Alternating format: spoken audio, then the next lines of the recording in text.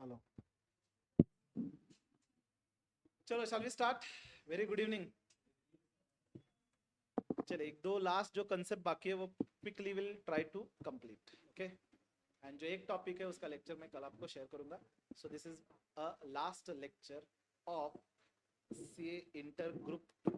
Okay, last 7 months की जो journey है मेरे साथ यहाँ पे खत्म हो। ओके, हाँ, but then apart from that relating to your doubts, queries, test, revision lectures will be associated, but अपना सिलेबस आज अपना खत्म है, पहले खत्म कर लेते हैं। ठीक है, चलो। So we had completed till these liquidity elements. Just आपको याद रखना है कि whenever you have to calculate any element, simple terms में everything you have to add whatever is been given, with the exception of government के जो पैसे हैं एंड जो बैंक्स के पास जो पैसे, मतलब बैंक का पैसा अगर मैंने डिपॉजिट किया है तो वो इंक्लूड करना है because that is my money. Okay, but अगर गवर्नमेंट का पैसा बैंक में डिपॉजिटेड है तो that will not be included. और आरबीआई का पैसा कमर्शियल बैंक में डिपॉजिटेड है या कमर्शियल बैंक का पैसा आरबीआई के पास डिपॉजिटेड है, that will not be included in the money supply. Right, तो next paragraph is determinants of money supply. Determinants of money supply means what will affect money supply. एक है high powered money, simple words में printed currency, printed notes, printed money. Okay, तो क्या printed money से आपका money supply influence होगा? Definitely. अगर printed currency ज्यादा हो तो मनी सप्लाई ज्यादा होगा, अगर प्रिंटेड नोट्स कम हो तो money supply come. And second is a behaviour of public relating to a concept called as money multiplier। अब मनी मल्टीप्लायर मतलब क्या? से हमने और गवर्नमेंट ने 1,000 रुपए के नोट्स प्रिंट किया, मतलब maximum money printed in our country is only 1,000। तो क्या मनी सप्लाई सिर्फ 1,000 होगा? नहीं, उससे ज्यादा होगा। क्यों? सपोज जो 1,000 रुपए प्रिंट किया गवर्नमेंट ने वो मेरे पास है अभी। ओके, तो क्या मैं वो एज इट इज घर में रख के बैठूंगा? नहीं, I have to do expenditure. तो सपोज आपका एक बिजनेस ऑर्गेनाइजेशन है, मेरे पास जो 1,000 है, सप्लाई कितना हुआ? पब्लिक के पास पैसा कितना है?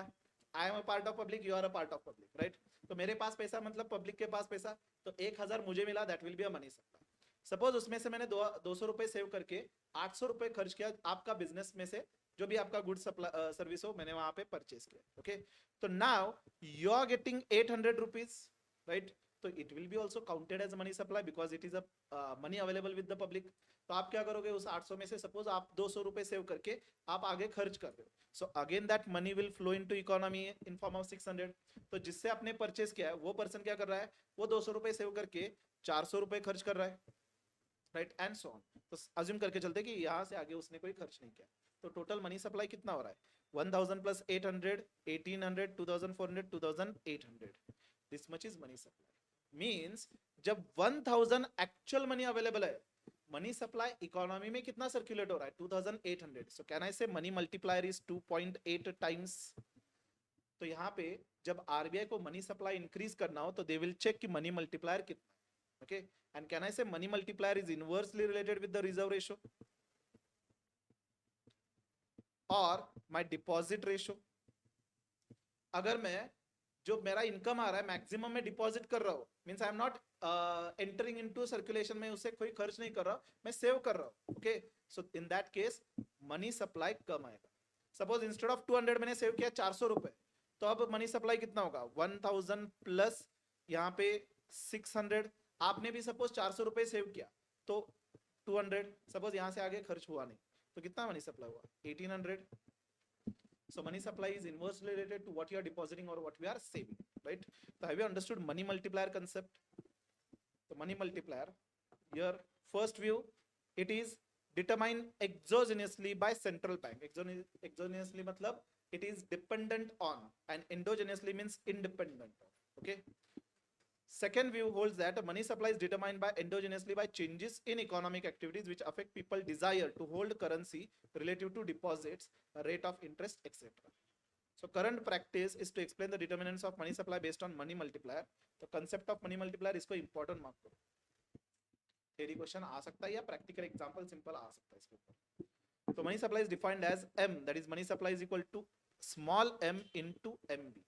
अब ये MB क्या है? This is monetary base. अपने एग्जांपल में एक्चुअल मॉनेटरी बेस कितना था, मतलब actual printed money 1000, right, and multiplier is 2.8. तो ये M क्या है? Money supply. तो money supply will be 2800. Okay. अगर आपको से मनी मल्टीप्लायर कैलकुलेट करना है तो total money supply 2800 divided by monetary base 1000. तो money multiplier will be 2.8. Okay. So अगर मल्टीप्लायर ज्यादा हो तो कैन वी से money supply will be increasing. अगर मल्टीप्लायर इफेक्ट ज्यादा हो means money is more circulating in the economy, so automatically money supply will be higher. And agar multiplier effect kam ho, then in that case money supply lower. Okay, so there is an inverse relationship, and multiplier is defined as a ratio relates to change in money supply to given change in monetary base, and it is denoted by how much money supply will change for a given change in high powered money. High powered money matlab already hum discuss kar chuke, printed money, right?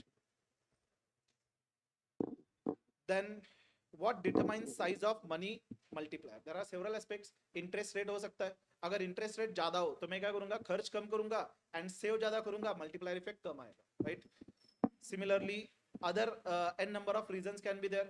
Say RBI का reserve ratio अगर higher हो तो lending capacity कम आएगी. lending capacity कम होगा तो मेरा revenue जो है वो कम हो सकता है क्योंकि लोन कम आएगा. लोन कम आएगा तो मेरा expansion नहीं होगा. In that case again multiplier effect उसका impact होगा. Okay.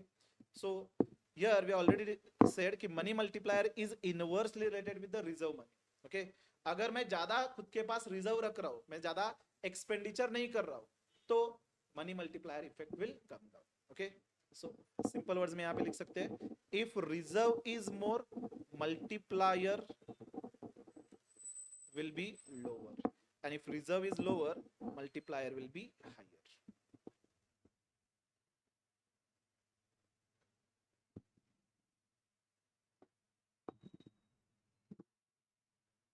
अब ये जो मनी मल्टीप्लायर है that depends upon three things. Stock of high powered money, इसको हम कहेंगे बिहेवियर. यहाँ पे दिया हुआ है नीचे वैसे, बिहेवियर ऑफ सेंट्रल गवर्नमेंट और central bank actually. Reserve of ratio of reserve to deposits, this is behaviour of commercial banks. And ratio of currency to deposits, this is a behaviour of public. So these all three factors will have influence in money supply.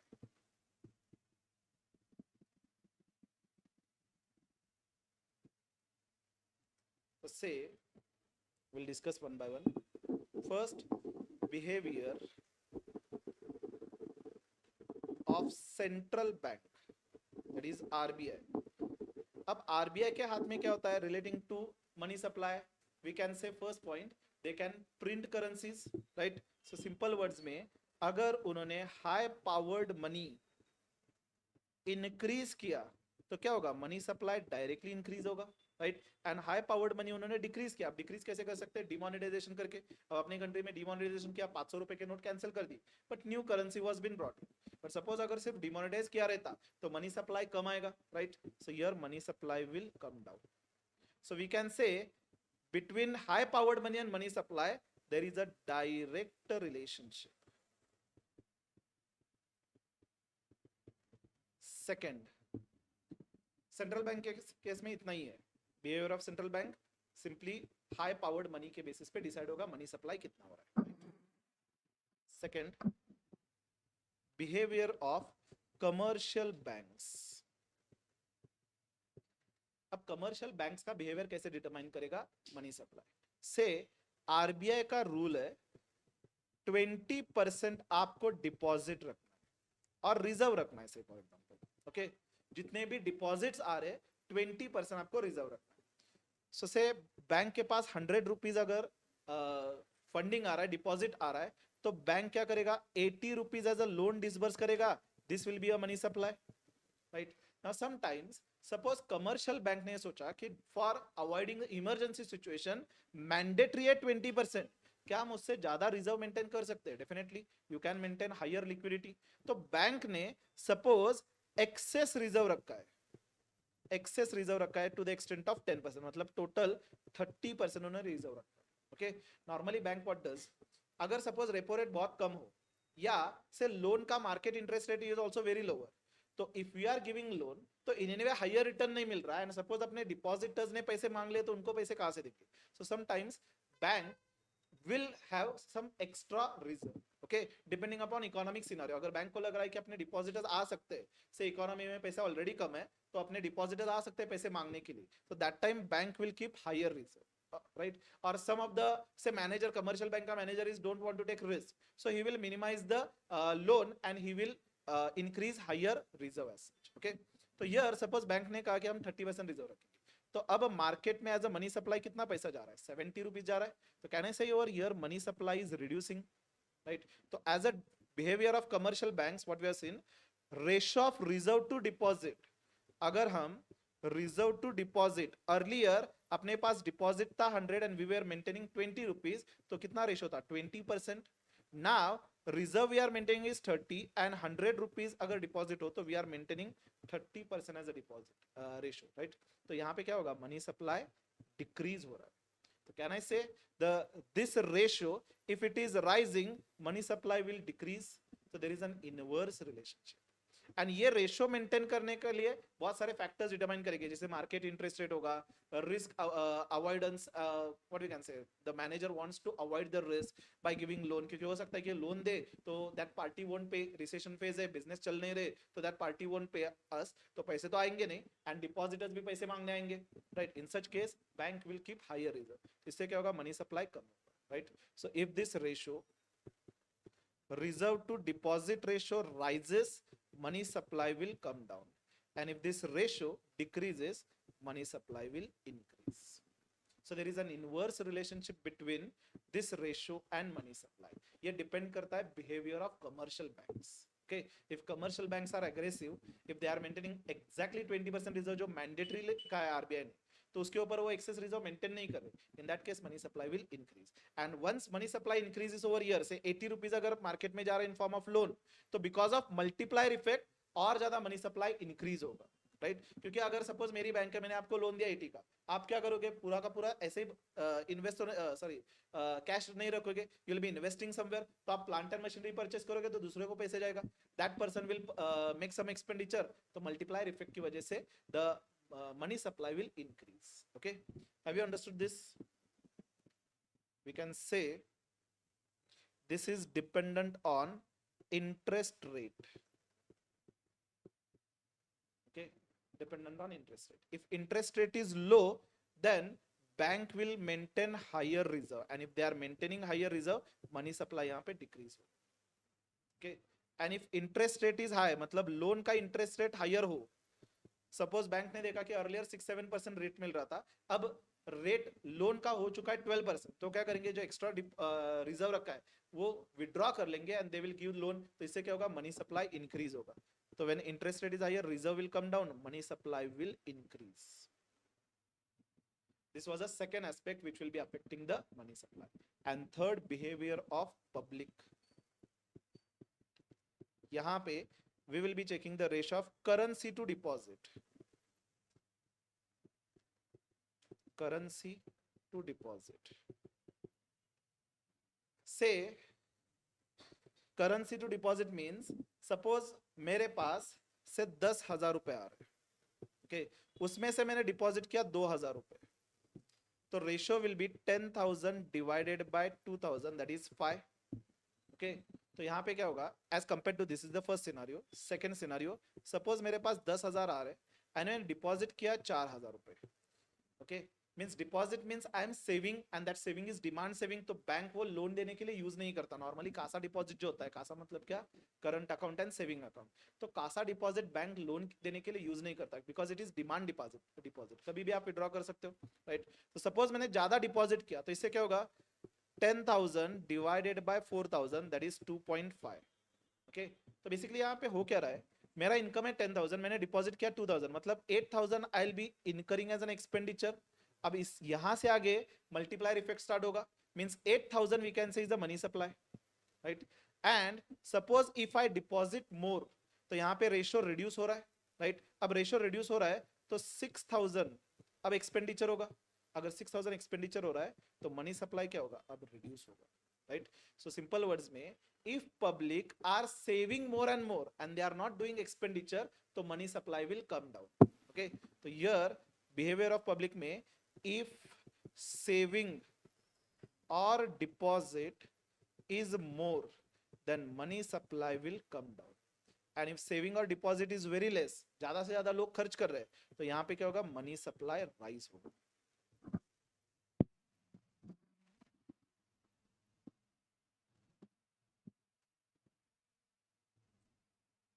Have you understood? आगे. So these are the 3 points. Behavior of commercial bank, same thing has been given, तो आप read कर लो, okay? And then behavior of public.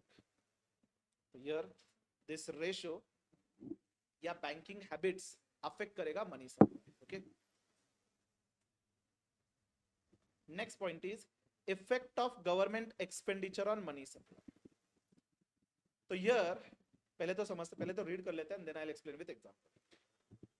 Whenever central bank or state bank cash balance falls short of minimum requirement, मतलब यहाँ पे central bank या state bank के government के पास, central government या स्टेट गवर्नमेंट के पास लिक्विडिटी क्राइसिस है, उनके पास कैश अवेलेबल नहीं है, so they are eligible to avail a facility called ways and means advances. ये वेज एंड मींस एडवांसेस क्या होता है, सिंपल वर्ड्स में ओवरड्राफ्ट फैसिलिटी. ओके, ये टेक्निकल वर्ड है जो हमने ब्रिटिश लैंग्वेज से यूज किया हुआ.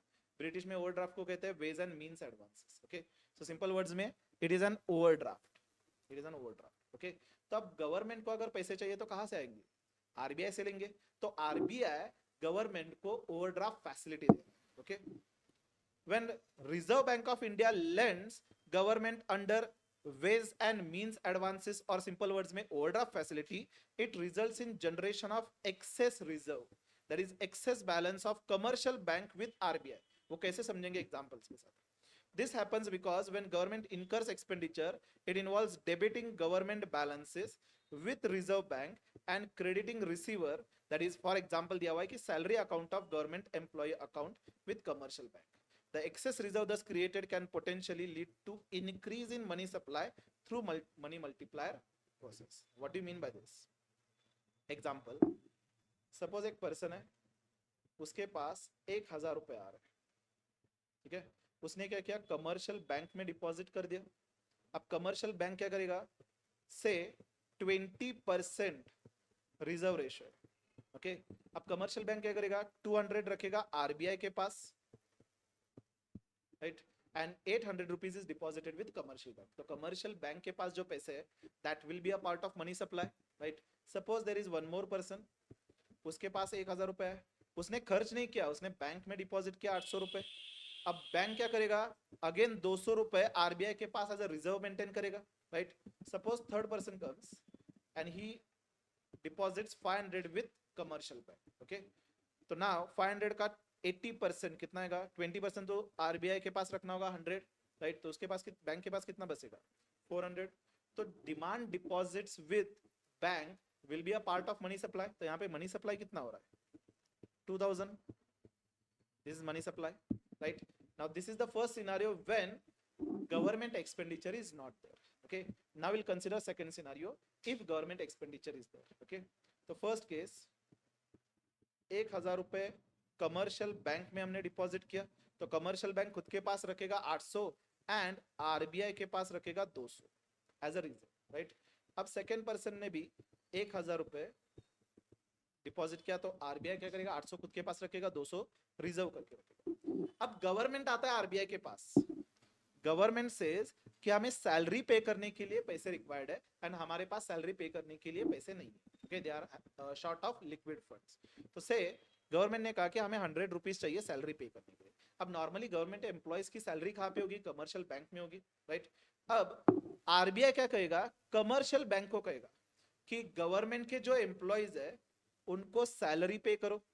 तो यहाँ पे 100 रुपीज वो डायरेक्टली सैलरी पे करेगा, राइट. अब कमर्शियल बैंक जो गवर्नमेंट को पे कर रहा है, किसके बिहाफ पे पे कर रहा है, आरबीआई के बिहाफ पे कर रहा है. क्या कमर्शियल बैंक मैंडेटरीली रिक्वायर्ड है to give loan to government, answer is government को लोन कौन देगा, आरबीआई देगा. लेकिन आरबीआई क्या कह रहा है कमर्शियल बैंक से कि आपके कमर्शियल बैंक अकाउंट में जो सैलरी अकाउंट है वहां पे वो 100 रुपीज डिपॉजिट करो, वो जो गवर्नमेंट एक्सपेंडिचर है। तो कमर्शियल बैंक ने आरबीआई के बिहाफ पे क्योंकि 100 रुपीज पे किया है, आरबीआई क्या करेगा, ये जो पैसा है ये मान के चलेगा कि आपका रिजर्व हमारे पास।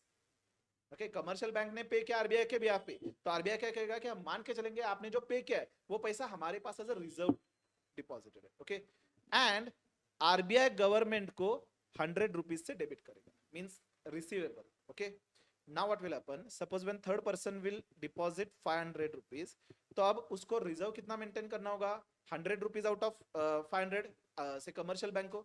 अब आरबीआई कमर्शियल बैंक से कहेगा कि क्योंकि आपने गवर्नमेंट एक्सपेंडिचर के लिए जो 100 रुपीज पे किया है उसका रिजर्व हमारे पास है ऑलरेडी।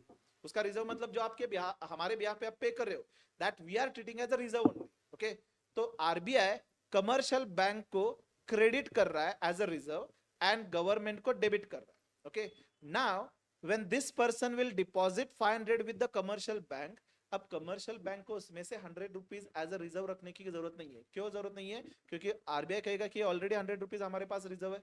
आपके पास टोटल डिपॉजिट कितना है, 800 and 500, means total actually deposit हो रहा था 1000 1000 एंड 5000, यानी कि 2500। तो आपका 20% हमारे पास कितना आना चाहिए था, 500 आना चाहिए था। ऑलरेडी आपका रिजर्व 500 रुपए है ऑलरेडी, राइट। तो आप क्या करो, ये 500 पूरा का पूरा कमर्शियल बैंक के पास, तो ये कमर्शियल बैंक अब लोन दे सकती है। जब लोन देगी तो मल्टीप्लायर इफेक्ट स्टार्ट होगा। अब यहाँ पे total money with people which is deposited with commercial bank कितना हो रहा है, 800 and this 500, that is कितना हो रहा है यहाँ पे, टोटल 800, 2100 and 2200 ना, is it correct? तो here 2200 we can say is a money supply. तो can you see कि गवर्नमेंट का जब एक्सपेंडिचर इंक्रीज हुआ तो अर्लियर जो 2000 था, अब मनी सप्लाई कितना हुआ है 2200। तो बिकॉज ऑफ गवर्नमेंट एक्सपेंडिचर मतलब कहाँ पे पैसा जाएगा, ultimately the money will be flowing to the people only, public के पास ही पैसा जाएगा। तो because of that money supply will increase. Okay, तो here effect of government expenditure on money supply means because of government expenditure is rising, money supply will rise. Now with this example you can read it later. Okay, have you understood so far? तो यहाँ पे क्या दिया देखिए, again we'll just read. Basically when RBI lends government under so and so facility, it results in excess reserve. अब ये excess reserve किसका हो रहा है, कमर्शियल बैंक का, क्योंकि एक्चुअल पेमेंट करेगा कमर्शियल बैंक ओनली, राइट, लेकिन वो बिहाफ पे आरबीआई के पे करेगा।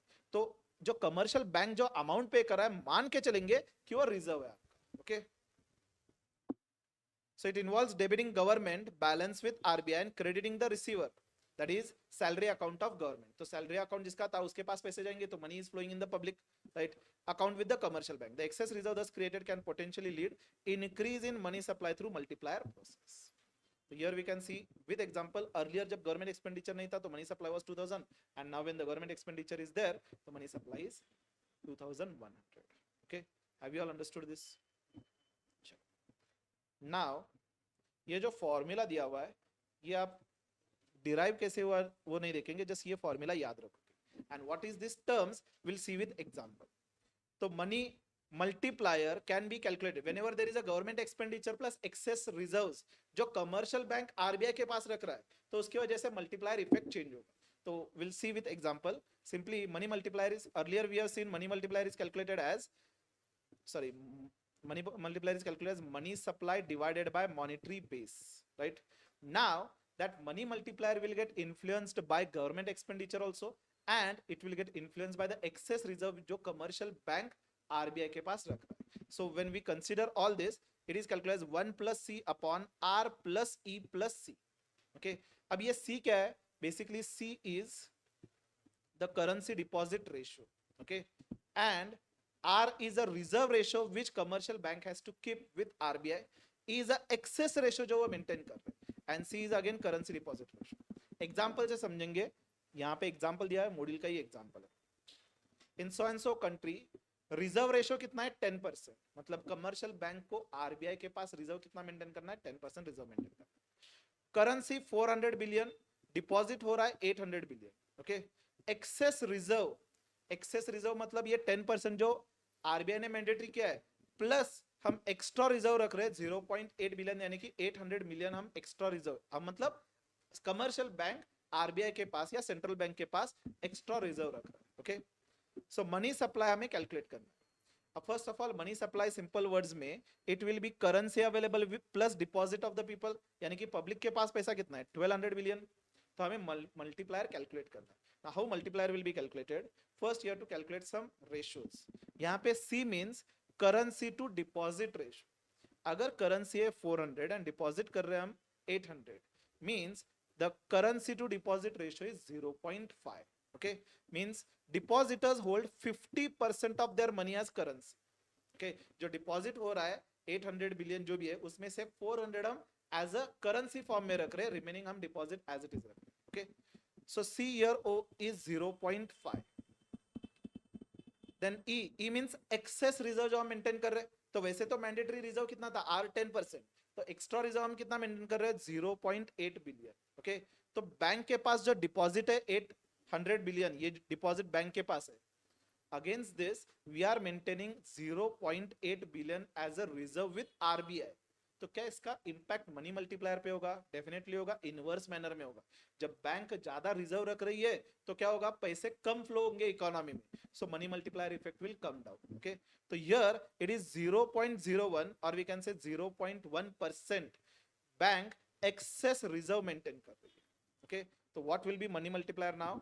1 plus C, C means your currency to deposit ratio, that is 0.5 divided by R, that is reserve ratio, means 0.10 तो आपको कंपलसरी रिजर्व रेशियो रखना है. we already seen money multiplier will be simply inversely related with reserve. अब reserve के साथ साथ आप access reserve भी मेंटेन कर रहे हो, तो एक्सेस रिजर्व भी ऐड होगा यहाँ पे 0.01 एक्चुअली. ओके, एंड जो मेरे पास पैसा आ रहा है क्या मैं पूरा का पूरा खर्च कर रहा हूँ? नो, मैं डिपॉजिट भी रख रहा हूँ, so that also will adversely affect the money multiplier. तो इट विल बी 0.5. तो यहाँ पे 1.5 डिवाइडेड बाय ये कितना आएगा 0.10 0.601. So this will come to 2.5. Okay, means money multiplier यहाँ पे क्या हो रहा है 2.5. एंड आगे यहाँ पे दिया हुआ है कि अगर reserve instead of 15%, sorry instead of 10% जो अर्लियर था, अगर रिजर्व रेशियो 15%, तो क्या इसका इंपैक्ट मनी सप्लाई पे होगा? अर्लियर रिजर्व कितना था 10%, now reserve has increase to 15%. तो मनी सप्लाई इंक्रीज होगा या डिक्रीज होगा? डिक्रीज होना चाहिए, क्योंकि अब क्या हो रहा है, कमर्शियल बैंक जो अर्लियर 100 रुपए में से 90 रुपीज लोन दे सकते थे, अब कितना देंगे? सिर्फ 85 लोन देंगे, तो money supply will come down. So we can see again with example, numerator तो सेम रहेगा बट यहाँ पे R will increase, that is 0.15. तो 0.15 plus 0.5, that is 0.65 plus 0.001, तो it will be 0.651. तो यहाँ पे multiplier आ रहा है 2.3. तो 2.3 is lower as compared to earlier. तो multiplier effect कम आ रहा है, मतलब money supply कम आएगा यहाँ पे. Okay. So here we can say R and M, that is reserve ratio and multiplier effect are negatively related. ऊपर हमने शायद से ये लिखा भी था, right? So have you understood this part? तो example ये important मार्क करो, ये मॉड्यूल का ही एग्जाम्पल है, बस instead of deriving that formula हमने ये एग्जाम्पल के साथ डिस्कस किया. तो remember, multiplier is calculated either as money supply divided by monetary base, or when there is a deposit ratio been given, excess reserve ratio has been given, that time multiplier will be calculated as 1 plus C upon R plus E plus C. अब ये C क्या है? Currency to deposit ratio. अगर currency to deposit ratio कुछ है ही नहीं, मतलब जितना मेरा इनकम हो रहा है मैं पूरा का पूरा खर्च कर रहा हूँ, तो मनी सप्लाई इंक्रीज होगा, right? R means reserve ratio, अगर रिजर्व रेशियो राइज हो रहा है तो मनी सप्लाई कम होगा. अगर हम एक्सेस रिजर्व रख रहे हैं, मतलब सेंट्रल बैंक आरबीआई के पास एक्सेस रिजर्व रख रहे हैं, तो मनी सप्लाई कम होगा. And similarly this currency to deposit ratio, अगर मैं ज्यादा से ज्यादा डिपॉजिट करके रख रहा हूँ, करेंसी एक्सपेंडिचर कम कर रहा हूँ, तो मनी सप्लाई कम होगा. Okay, have you understood this? Now remaining is the same discussion what we have already discussed. Monetary policy and money supply. The same thing has been given. Change in money supply is inversely related with ratio. Okay. So again we won't read. ये हमने already discuss किया हुआ. And we have also seen कि अगर economy recession phase में, तो government को क्या करना है? Money supply increase करना है. अगर money supply increase करना है तो क्या करेंगे? Reserve कम करेंगे. रिजर्व कम करेंगे तो बैंक की lending capacity, credit creation capacity increase होगी। तो अगर वो इंक्रीज हो रहा है तो उससे क्या होगा, more money will infuse in the economy. And अगर इकोनॉमी एक्सपांशन फेज में, तो RBI this reserve will be increasing, CRR SLR जो भी रिजर्व्स है वो इंक्रीज करेंगे तो ऑटोमेटिकली मनी सप्लाई कंट्रोल में आएगा। Okay, so same thing is been given. Effect of government expenditure on money supply, same thing we have already discussed. Okay, and last credit multiplier, ये एग्जांपल के साथ हम डिस्कस कर चुके हैं। क्रेडिट मल्टीप्लायर याद है आपको, से मिस्टर ए को अगर 1,000 रुपए मिल रहा है तो वो क्या करेगा, एसबीआई में डिपॉजिट करेगा। एसबीआई के पास 1,000 रुपए है तो एसबीआई सपोज 10% रेशियो है तो 100 रुपीज रिजर्व मेंटेन करेगा, 900 लोन देगा। लोन किसको दे रहा है, मिस्टर बी को दे रहा है। बी एचडीएफसी में डिपॉजिट कर रहा है।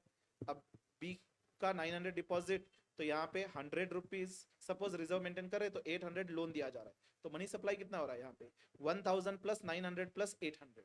तो can we say more money supply will be there, this is nothing but credit multiplier. And can we say credit multiplier is also inversely related with reserve. अगर ये रिजर्व इंक्रीज किया जाए तो लोन देने की जो कैपेसिटी वो कम आएगी, right. So same thing is been given, credit multiplier is 1 upon reservation, required reservation, right. So this नीचे जो एग्जाम्पल के साथ दिया हुआ है आपके अंडरस्टैंडिंग के लिए एग्जाम के पॉइंट ऑफ से रिलेवेंट नहीं। यहाँ तक 2 मार्क के लिए अगर क्वेश्चन आता है तो here will be writing this much. Okay, first and second example we already discuss. Third example,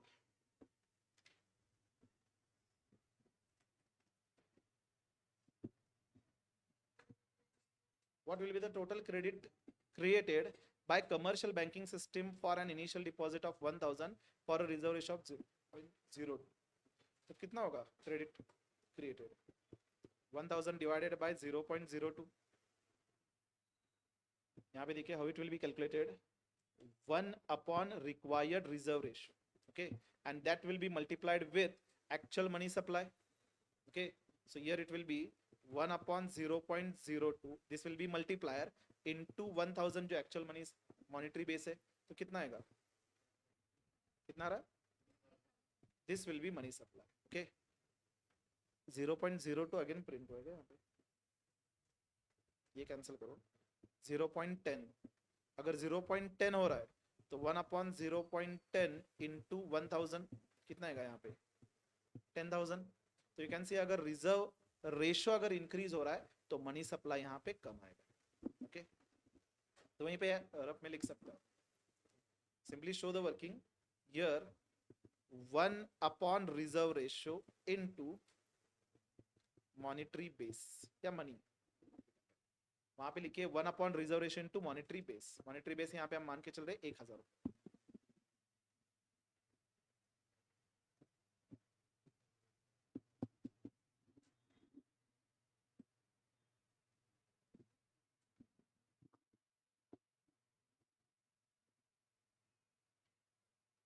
done, next last example, how much each of the following affect money multiplier and money supply.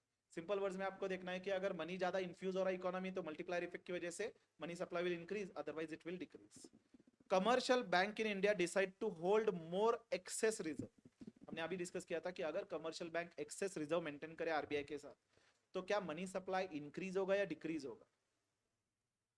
Suppose reserve ratio expected is 10%, now we are maintaining 15%, mandatory 10% है, हम ज्यादा reserve maintain कर रहे हैं तो credit creation capacity कम होगी तो credit multiplier कम आएगा। तो here money supply will reduce, multiplier effect कम आएगा, क्रेडिट मल्टीप्लायर मनी मल्टीप्लायर दोनों इफेक्ट कम आएंगे। Fearing shortage of money in ATM, people decide to hold money. मतलब अब लोग क्या कर रहे हैं, जो पैसा आ रहा है उनको लग रहा है कि फ्यूचर में कैश शॉर्टेज होगा तो they are not incurring expenditure, they are keeping with themselves. तो इससे क्या होगा, money supply will come down क्योंकि अब मनी मल्टीप्लायर इफेक्ट नीचे आएगा।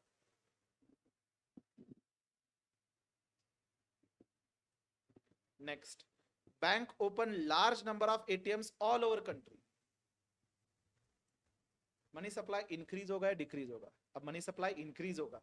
Why, because now what will happen, people will not hold more money because they know कि अगर लार्ज नंबर ऑफ एटीएम्स है तो जब भी चाहिए हम विड्रॉ कर सकते हैं। So people will keep money into bank, तो बैंक क्या करेगा, लोन देने का काम आएगा। तो क्रेडिट मल्टीप्लायर की इफेक्ट की वजह से your money supply will increase. Again same, E banking becomes very common and nearly all people use them. तो हमें विड्रॉ करने की जरूरत ही नहीं, डायरेक्टली पेमेंट कर सकते.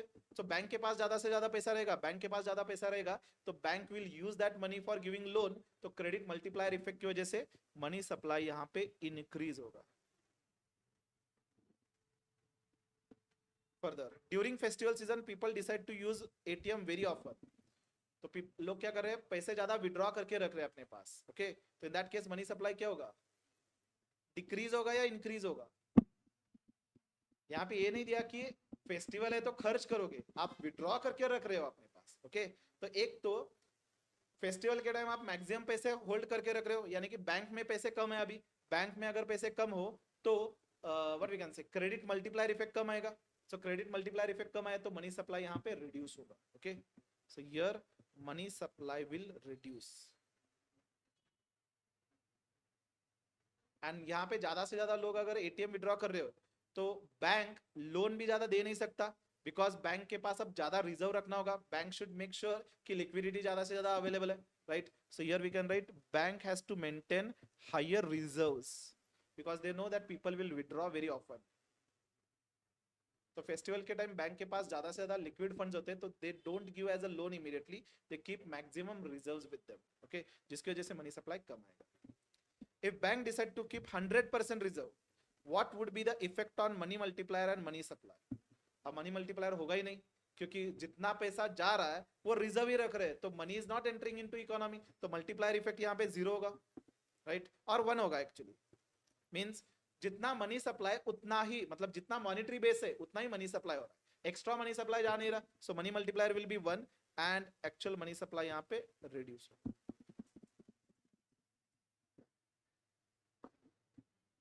Suppose bank needs to keep no reserves, only 0% reserves are there. So obviously यहाँ पे money supply increase होगा, multiplier effect increase. With this, we have completed with our syllabus, with the exception of one topic, जो कल मैं share कर दूँ जिसका lecture. Okay, तो यहाँ तक अपना ग्रुप 1 ग्रुप 2 का सिलेबस कंप्लीट होता है. चलो, so I can say it was a very wonderful journey with all you guys. 7 months, we can say family से ज्यादा टाइम आपके साथ बिताया हमने, इवन आपने भी, right? So what I can say, normally मैं किसी को डांटता नहीं हूँ, but even if unknowingly if I have hurted you, then sincere apologies. Mostly I don't think कि मैंने किसी को कोई बोला रहेगा, फिर भी ठीक है. यहां से आगे आपको स्टडी करना है. One most important suggestion according to me, what I feel कि स्टूडेंट्स का जो अप्रोच देखता हूं, मुझे ऐसा लगता है कि आप अगर 14 आवर्स स्टडी कर रहे हो with negative approach, instead of that even if you are studying 6 hours with positive approach, that is more important for me. Okay, यहाँ पे मैंने मैक्सिमम स्टूडेंट देखा है कि जैसे जैसे एग्जाम अप्रोचेस तो स्टूडेंट्स का एक नेगेटिव इंपैक्ट स्टार्ट होता है. ओके, मीन्स व्हाट हैपेंस कि से आपने 7-8 चैप्टर्स किया हुआ है एंड 1-2 चैप्टर्स सपोज आपको लग रहा है कि अब नहीं होंगे, तो वी स्टार्ट फियरिंग कि इसमें से अगर क्वेश्चन आएगा तो क्या होगा, राइट. ये मैंने मैक्सिमम स्टूडेंट्स के साथ देखा है. And most of the times I feel कि इंस्टेड ऑफ सेइंग और giving importance to hard work, most important is your approach. Okay, तो यहाँ पे even if suppose 1 chapter 2 chapter 3 chapter 4 chapter भी रह रहे, तो फोकस इस पे मत करो कि क्या छूट रहा है, फोकस इस पे करो कि आपने क्या क्या कंप्लीट किया हुआ है, एंड बिलीव कि उसमें से ही एग्जाम में क्वेश्चन आएगा. ओके, सो एटलीस्ट इससे क्या होगा, ऑब्वियसली क्वेश्चन तो स्प्रेडेड रहेंगे, एटलीस्ट इससे आगे जो स्टडी करने की जो पावर है, जो कैपेबिलिटी है, वो आपकी इंक्रीज होगी. अगर आप नेगेटिव अप्रोच में स्टडी करोगे तो यहां से आगे जो स्टडी हो सकता था आपका वो नहीं होगा. Every day when you will be studying eight morning, my sincere suggestion, अगर पॉसिबल हो तो मेडिटेशन किया करो. एंड मेडिटेशन करके खुद को एक पॉजिटिव अफर्मेशंस दो कि जितना मैंने स्टडी किया है उसमें से डेफिनेटली एग्जाम में आएगा, एंड जो मैंने स्टडी किया है उसमें से जो भी, normally don't ask question to yourself कि मुझे याद आएगा कि नहीं. ओके, सो जितना आपने रीड किया हुआ है ऑब्वियसली कहीं बाहर नहीं जाएगा. Okay, the only thing is that कि हम विश्वास नहीं रखते खुद के ऊपर. ओके, हमें लगता है कि मुझे याद नहीं आएगा, and if you feel so तो ऑटोमेटिकली याद नहीं आएगा. इफ यू बिलीव सो कि जितना मैंने रीड किया है 3-4 साल पहले जो मैंने रीड किया था वो भी मुझे याद आएगा, तो एग्जाम में वो भी आपको याद आएगा। ओके, एंड एग्जाम का जो सीट होता है that is all together different. उसमें जो आपका फोकस या कॉन्सेंट्रेशन होता है जिंदगी में कहीं पे भी नहीं होगा आपका। Okay, and you will write that things जो 10 साल पहले कहीं ने आप आपने रीड किया रहेगा वो भी आप लिख करके आओगे। सो बिलीव योरसेल्फ कि आपने जो भी रीड किया हुआ है, ऐसे मंद बुद्धि तो है नहीं कि नॉर्मली बहुत सारे बच्चे पूछते हैं कि मैंने स्टडी किया है अब मुझे याद नहीं आ रहा। ओके, याद कैसे नहीं आएगा? आपको विश्वास रखना है कि याद आएगा, डेफिनेटली एग्जाम में यू विल राइट। एंड यहाँ पे जब आप स्टडी कर रहे हो आपको क्वेश्चन खुद से पूछना ही नहीं है कि मुझे याद आएगा नहीं। आपको ये सवाल खुद से पूछना ही नहीं कि मैं पास होऊंगा ही नहीं। पास तो बहुत दूर की बात है, आज के डेट में आपके पास क्या है? हार्ड वर्क करना। So just do hard work with positive approach, daily just keep on smiling. Okay, means जब आप स्टडी करते हो तो इन एनी वे स्टडी की वजह से आपका एक ऑलरेडी एक नेगेटिव अप्रोच हुआ रहता है, या there is a fear of that exam वगैरह, बहुत सारे फैक्टर्स रहेंगे। तो if you just take all this things casually and every time जब आप पैराग्राफ रीड करोगे खुद को एक पॉजिटिव अफर्मेशन दो, क्या ये जो मैंने रीड किया ना इसके ऊपर एग्जाम में क्वेश्चन आएगा। शायद से मैंने वो एग्जाम्पल आपको बताया था, नहीं बताया था मुझे याद नहीं, but still I write like to tell you, just मेरा एक्सपीरियंस है। थियरी, मुझे थियरी कभी भी पसंद नहीं थी, मैं I was very weak in theory. Okay, see final में एक सब्जेक्ट है, जैसे आपका ईआईएस सब्जेक्ट है, सिमिलर सब्जेक्ट है इसका करके एक सब्जेक्ट था। ओके, मेरा एक फ्रेंड था उसने क्लास किया था एंड मैंने इसका का क्लास नहीं किया था। तो एक तो मेरी थियरी से बहुत फियर था एंड मुझे इसका का कुछ समझ में नहीं आता, वो थियरी एंड जो कंप्यूटर रिलेटेड जो नॉलेज है, I was very weak in computer knowledge. Okay, so most of the cases मुझे कंसेप्ट ही समझ में नहीं आते थे। What I used to do is I straight away mug up करता था, मैं उसके शॉर्ट फॉर्म्स याद रखता था and just I used to mug up, and I was having a very phobia of that theory part and technically भी कुछ समझ में नहीं आता था। ओके, एंड मेरा एक फ्रेंड था उसका नाम भी कोइंसिडेंटली स्वप्निल ही था, उसने क्लास किया था एंड जब मैंने स्टार्ट किया था I was at second chapter. Frequently I used to talk with him कि उसका कितना हुआ है स्टडी वगैरह। तो जब मेरा सेकंड चैप्टर स्टार्ट था मुझे याद है ही वाज सेइंग कि he was at last chapter, इसका में टोटल 10 चैप्टर्स थे सीए फाइनल में। Okay, and he was at last chapter. सुन करके डर लगा कि I was at second chapter and I was giving both groups and he was giving only one group. Okay, तो दोनों करने के चक्कर में मेरा ऐसा होगा कि कुछ नहीं होगा या दोनों में फेल हो जाऊं। And considering that on one day I decided कि मैं शिफ्ट होता हूँ एक ग्रुप पे। Okay, second day I felt कि दूसरे पर्सन का सुन करके मैं इन्फ्लुएंस होकर के मेरा डिसीजन चेंज कर रहा हूँ। In fact I should be doing what I feel, right? तो again I shifted to both group, whatever happens it will be because of me, दूसरे पर्सन के बेसिस पे नहीं होगा। तो I started continuous study and almost मेरे सिर्फ 6 chapters हुए थे एग्जाम के एक दिन पहले। 10 चैप्टर्स थे, 6 चैप्टर्स कंप्लीट हुए थे, 4 चैप्टर्स टोटली ऑप्शन थे, उतना टाइम था ही नहीं। सी फाइनल के लिए मेरे पास 3 महीने थे बोथ ग्रुप करने के लिए। Okay, and majority of the subjects मैंने क्लास किया नहीं था, जहां पे भी क्लास लगाया था वहां पे क्लास अटेंड किया नहीं था। ठीक है, सेवरल रीजंस थे उसमें से, anyways will not go into that. तो 3 मंथ से मुझे स्टडी करने के लिए एंड बहुत सारा सिलेबस कवर करना था, तो ऑब्वियसली 100% सिलेबस कंप्लीट होने वाला नहीं। On last day I just completed 6 chapters and 4 chapters मेरे ऑप्शन छूट रहे थे जो एग्जाम के पॉइंट ऑफ व्यू से इंपॉर्टेंट थे। लेकिन मेरा अप्रोच क्लियर था कि वॉट एवर हैपन्स, आज मैं अगर डर जाऊँ तो इन एनी वे मेरा रिजल्ट तो नेगेटिव आने वाला है। So instead of that just feel positive, खुद को पॉजिटिव अफर्मेशन दो कि हाँ जो मैंने किया उसमें से अगर एग्जाम में 80 मार्क्स का क्वेश्चन आता है still there is a chance of getting 50-60 marks. Okay, so I was not having any phobia such, I was in very happy mood कि मुझे कल जाकर के एक दिन एग्जाम में था तो परसों जाकर के एग्जाम में देना है। 6 चैप्टर्स मेरे कंप्लीट हो चुके, अब कल का दिन तो मैं ऐसे टाइम पास तो करूंगा नहीं, एक आध चैप्टर एडिशनल कर लूंगा। 7 चैप्टर्स में से एग्जाम में 70-80 मार्क्स का भी आए तो I can write.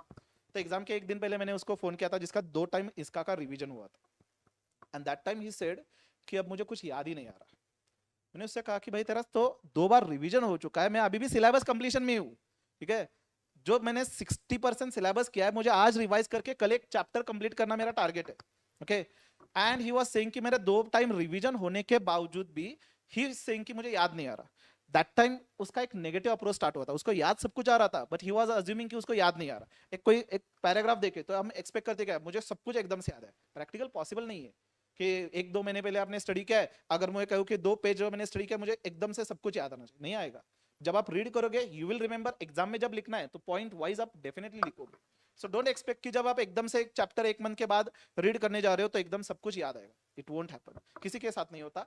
Every person will be having similar capability.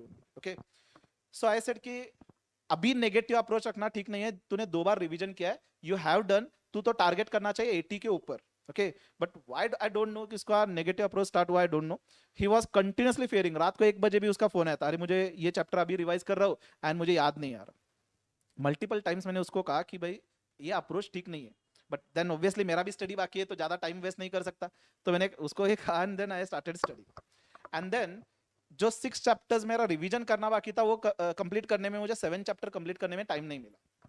तो the day on which there was exam 9 बजे मेरा 6 चैप्टर्स का रिवीजन हुआ। मेरा टारगेट था पिछले दिन कंप्लीट करना था, सो सुबह 3 से लेकर के एक चैप्टर का मुझे कंप्लीट करना है। सो आई थॉट कि अब इन एनीवे तो होने वाला है नहीं, तो आई थॉट कि जो एग्जाम क्वेश्चंस है उसमें से रैंडमली कोई भी क्वेश्चन पकड़ करके जस्ट पॉइंट्स याद रखने की कोशिश करते हैं। मेरा अप्रोच ये था कि एग्जाम 2 बजे थे, 11 बजे के बाद बुक को हाथ नहीं लगाना, ओके। तो आई थॉट कि चलो इन एनीवे कुछ होने वाला नहीं है, 2 आवर्स है अपने पास। मैंने रैंडमली 3 क्वेश्चन सिलेक्ट किए थे, 3 नहीं 4 क्वेश्चन सिलेक्ट किए थे, 3 क्वेश्चन मैंने प्रॉपर्ली किया था, एक क्वेश्चन ऐसे जस्ट रीड किया था, okay. And I went to exam. But फिर भी मेरा अप्रोच क्लियर था कि मैंने जो 6 चैप्टर परफेक्ट किया हुआ है उसमें से एग्जाम में डेफिनेटली आएगा and pass, okay. Too coincident, जो मैंने 4 चैप्टर्स किए थे उसमें से 2 क्वेश्चंस आए थे एग्जाम में, ठीक है। एंड इसका में मेरा फियर था कि मुझे 40-50 तक मिले, क्योंकि बाकी के जो सब्जेक्ट्स थे जैसे कि फाइनेंशियल मैनेजमेंट, अकाउंट्स हो, उसमें मुझे कॉन्फिडेंस था 60 अब हो जाएगा, लेकिन इसका में मुझे कॉन्फिडेंस नहीं था। मैं फाइनल की बात कर रहा हूँ, ओके। तो टू माय सरप्राइज इसका में मुझे मिले 67। अब तक मोस्टली थ्योरी में मुझे ज्यादा कभी मिलते नहीं थे, 67 मिले, 6 चैप्टर्स एंड 7 चैप्टर्स सिर्फ एग्जाम क्वेश्चन करने के बाद, ओके। एंड जो मेरा फ्रेंड था जिसने 2 बार रिवीजन किया था, ही फेल्ड इन इसका only single reason approach, and उसने 6 मंथ्स के बाद एग्जाम किया, अटेम्प्ट किया, तो 6 मंथ्स के बाद जो होना चाहिए था उस टाइम वो भी नहीं हुआ। व्हाई? बिकॉज फर्स्ट अटेम्प्ट में जो आपकी एनर्जी रहती है वो नेक्स्ट अटेम्प्ट में नहीं रहती, ओके। इमेजिन करो ना, इतना स्टडी कर रहे हो, अगेन 6 मंथ सेम स्टडी करना हो, इट इज वेरी डिफिकल्ट। तो उसका ऑलमोस्ट नेक्स्ट 2 अटेम्प्ट्स लगे उसको again to clear that second, okay. So I could pass in my exam only because of my approach. तो मैं आपसे ये नहीं कहूंगा कि हार्ड वर्क करो, ये तो करना ही है, दूसरा ऑप्शन है नहीं अपने पास, okay. But the most important is do it with positive approach, okay. And have regular breaks, ऐसे नहीं कि कंटिन्यूअसली स्टडी स्टडी करने जाओगे, एग्जाम आने तक यहाँ से कुछ ना कुछ तो इम्पैक्ट होगा, केमिकल लोचा होगा। So do have breaks. Mostly ऐसे मुझे लगता है कि आप वीकडेज में अपने लिमिट क्रॉस करो, ओके। मीन्स वो स्टेज आना चाहिए जहां पे एक लाइन भी मैं रीड नहीं कर सकता, but Sunday reward yourself by doing whatever you like, okay. 6 days अपनी लिमिट क्रॉस होनी चाहिए। Means there should be a stage, क्या यहां से आगे मैं रीड नहीं कर सकता, while reading only you should be sleeping. Means अगर आपकी कैपेबिलिटी 100%, तो study for more than 100% for the 6 days. Sunday casual approach में स्टडी कर सकते हो, you can reward what ever. अगर आपको बाहर घूमना अच्छा लग रहा है तो बाहर घूमने जाओ, सोना अच्छा लगता है तो सो, जो करना है करो, okay. But then obviously exam के some time earlier you have to study on Sunday also, but now consistent study होना चाहिए। अगर एकदम से अभी हार्डवर्क स्टार्ट किया तो there will come stage later on जहां पे आपको स्टडी ऐसे नेगेटिव एनर्जी स्टार्ट हो गया and you will start avoiding study, okay. तो आपको एक कंसिस्टेंटली स्टडी करना है। So just remember my 2 suggestions, एक positive approach and consistent hard work, that is very important. And believe कि you are going to pass your exam, okay.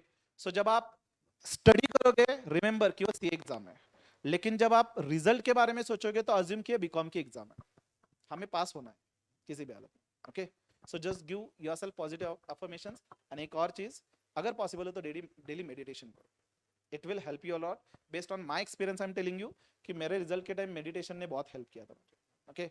So daily जो आपका एक पैशन रहता है, जो एक आपका टारगेट रहता है, दैट मेडिटेशन की वजह से you will keep reminding yourself, क्योंकि सुबह आपने खुद से प्रॉमिस किया रहता है कि आज मैं 16 आवर्स स्टडी करूंगा, okay. So if anything happens and your study time is diverted, तो आपको सुबह खुद का प्रॉमिस याद रहेगा, okay. And what I wanted to say, one more point, एक तो हार्डवर्क या consistent approach and positive approach, this is the most important thing. So meditation करते रहो, ओके। चलो, will conclude for now. All the very very best for your exams, and जो भी difficulty हो will keep in touch. Journey खत्म हुई, relation तो खत्म हुआ नहीं। सो अगर कोई डिफिकल्टी हो you can ask any time. वैसे तो यही पे हूँगा, अब सैटरडे तक आ पाओगे, सैटरडे के बाद नहीं आओगे, so you are having mobile number, you can ask any time, okay. कोई भी क्वेरी हो we will discuss it. Objective आपका हमारा सेम है कि आप पास होने चाहिए। Okay and remember both group आप दे रहे हो तो you need to study arc, but remember आपने इतने मन से स्टडी किया हुआ है तो वेस्ट नहीं जाएगा, डेफिनेटली रिमेंबर। एकदम से कैजुअल अप्रोच रखो, जैसे बीकॉम एग्जाम होती है आपकी, always remember this is your BCom exam only. Hard work करते टाइम याद रखो सी एग्जाम है, लेकिन रिजल्ट एक्सपेक्ट करते टाइम याद रखो कि वो बीकॉम की एग्जाम होनी चाहिए। रिजल्ट एक्सपेक्टेशन का ओवरबर्डन नहीं होना चाहिए अपने ऊपर, okay, otherwise will start fearing that study. Okay, just enjoy your study. Okay, चलो will conclude for now, all the very best.